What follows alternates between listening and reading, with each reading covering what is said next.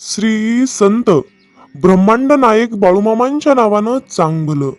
मामा सांगतात, प्रार्थना तुमची साथ कधीच सोडत नाही आणि शाप तुमची पाठ कधीच सोडत नाही. फक्त दिखावा दाखवून लोकांना आनंदित केले जाऊ शकते, परंतु देव मात्र फक्त नियत पाहतो. मामा सांगतात, केवळ पैशाने माणूस श्रीमंत होत नाही, तर खरे श्रीमंत तेच असतात ज्यांच्याकडे चांगले विचार, चांगले हेतू आणि गोड वागणूक असते. आयुष्यात लोकांची तोंडे बंद ठेवण्यापेक्षा ते उत्तम आहे की त्यापेक्षा आपले कान बंद ठेवा. आयुष्य खूप सुंदर होईल. कुणीतरी खूपच सत्य सांगितले आहे की बोलण्यात आणि वाणीत खूप ताकद असते. गोड बोलणाऱ्यांची मिरची ही विकली जाते, परंतु कडू आणि धारदार बोलणाऱ्यांचं मदही विकलं जात नाही. मामा सांगतात, बंगला बनतो पण तो फक्त 4 भिंतीवर, आणि घर बनतं ते प्रेम, काळजी, स्नेह आणि समजूतदारपणाने. दुसऱ्यांना दुःख देऊन मिळवलेल्या आनंदाचे वय खूप लहान आणि कमी असते. जीवनात स्वतःचे दोष ऐकणे देखील खूप महत्वाचे असते, कारण जर तुम्ही दररोज स्वतःचे कौतुक ऐकले तर तुम्ही आयुष्यात कधीही पुढे जाऊ शकणार नाही. हिम्मत हारू नका. दुखत असेल तर यावर तुम्हाला औषध नक्कीच मिळेल. तुम्ही जे काही द्याल ते निश्चित परत येईल, मग ते सन्मान असो किंवा फसवणूक. निराश होऊ नका.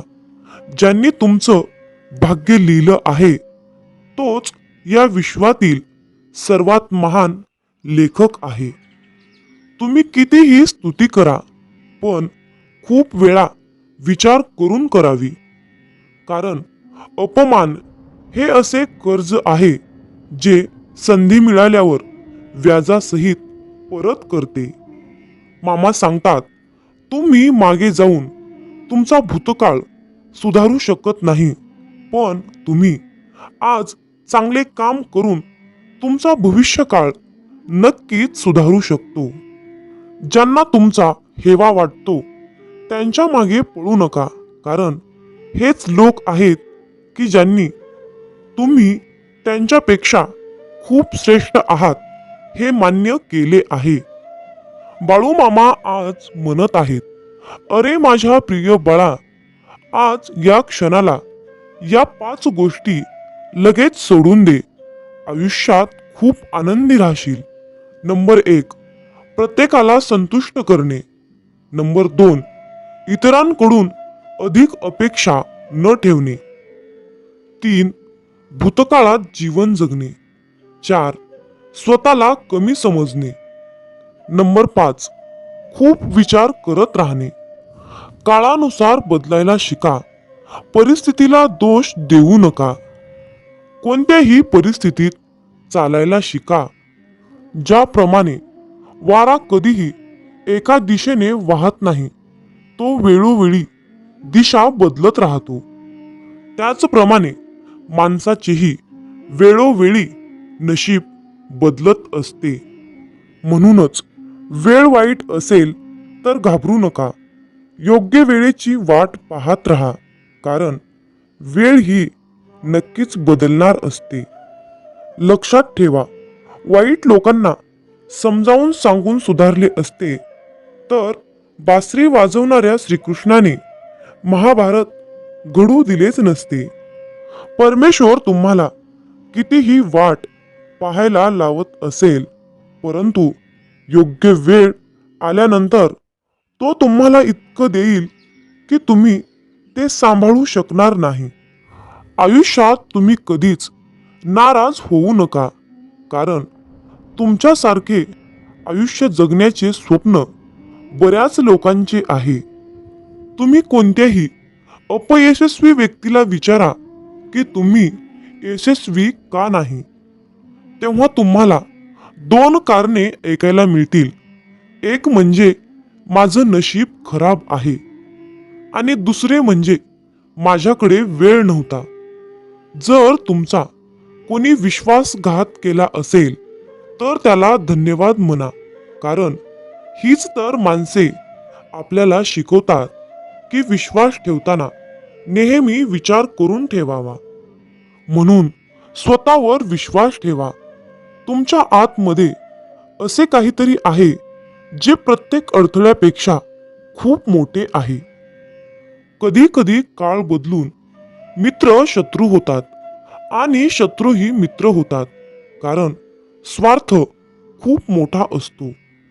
मजबूत चंदनाचे झाड हे त्याच्या सुगंधामुळे जगभर सर्वत्र ओळखले जाते.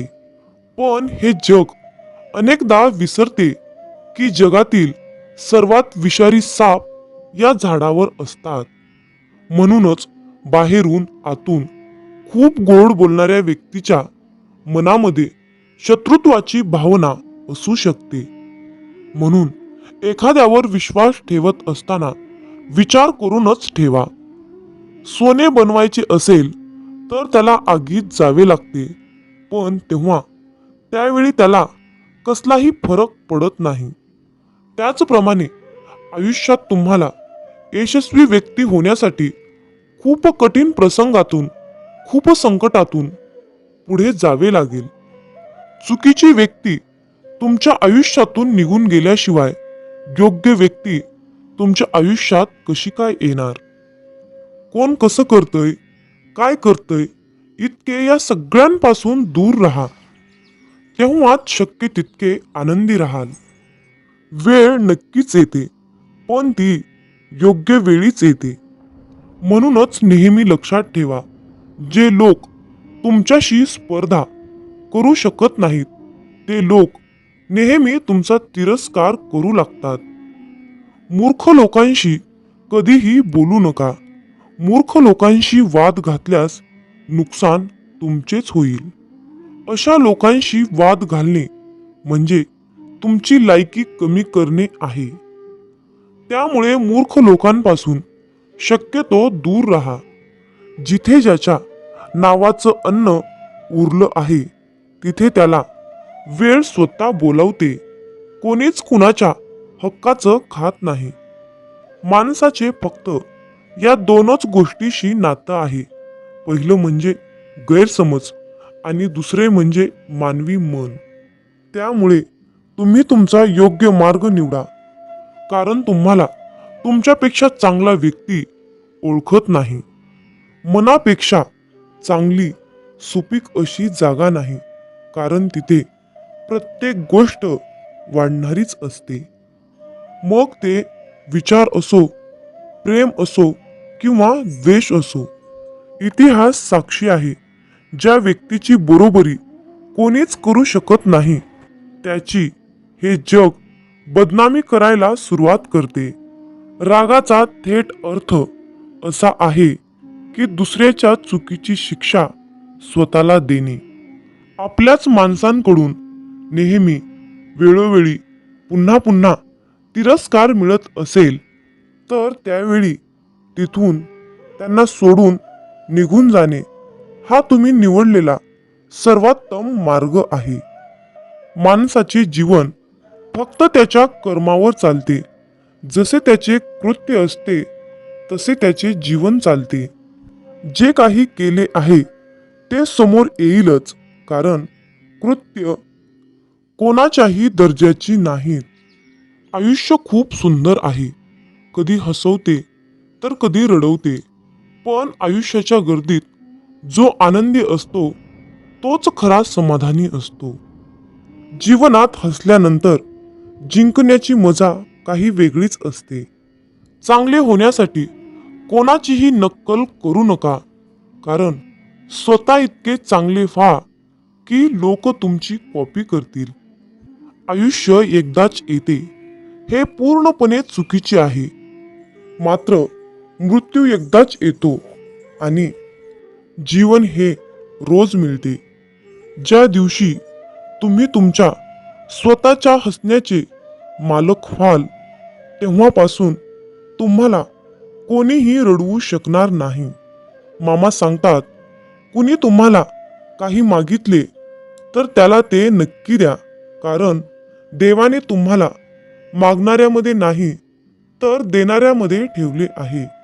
लक्षात ठेवा, चांगला काळ पाहण्यासाठी वाईट वेळेला सामोरं जावंच लागतं. सर्वांची सेवा करा, पण अपेक्षा कोणापासूनच ठेवू नका, कारण सेवेची किंमत फक्त देवच देतो. नेहमी तुमची नजर तुम्हाला काय नको आहे याकडे ठेवा, स्वतःकडे नाही.